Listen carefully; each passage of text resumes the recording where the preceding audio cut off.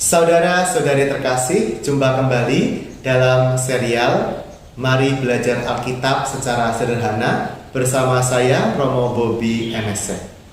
Kali ini kita akan melanjutkan pengenalan kita mengenai Injil Matius, yaitu Matius bab 1. Kita mulai dari perikop yang pertama, yaitu silsilah Tuhan Yesus dalam Injil Matius. Ketika kita mendengarkan atau membaca silsilah Yesus ini, sepertinya hanya berisi nama-nama yang tidak punya makna. Apakah seperti itu? Tentu jawabannya adalah tidak.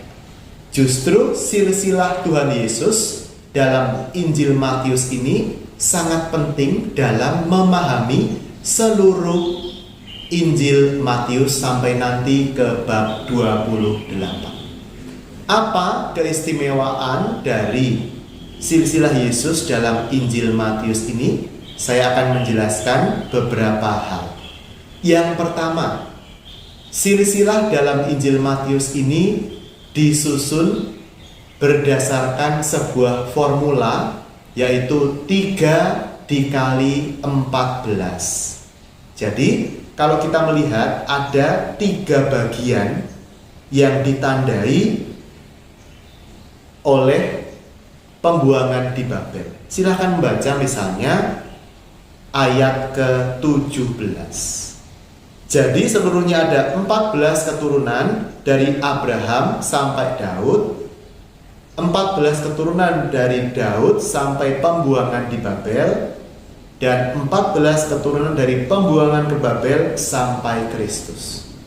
Apa arti dari formula 3 dikali 14 ini?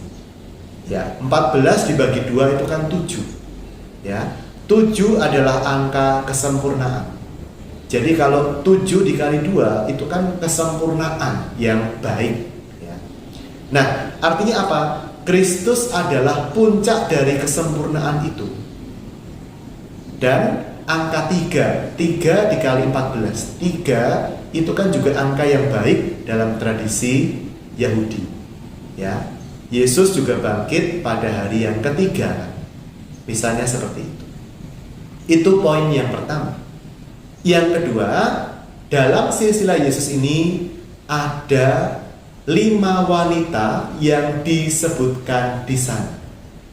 Yaitu siapa saja? Silakan Anda membaca dan temukan kata dari titik-titik.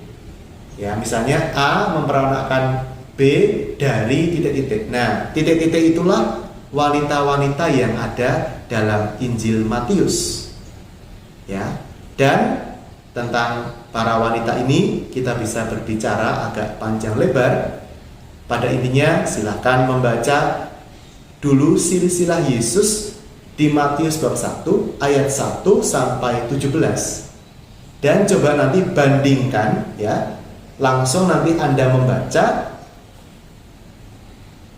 silsilah Yesus yang ada juga di Injil Lukas, yaitu Lukas bab 3 ayat 23 sampai ke ayat 38. Coba Anda selidiki sendiri, ya. Lebih banyak nama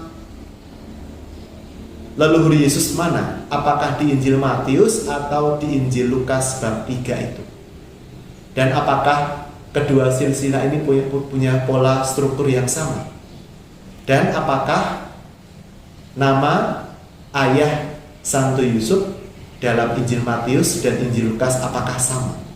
Silakan Anda menggali dan nanti jawabannya akan kita bahas dalam video berikutnya. Sampai jumpa kembali.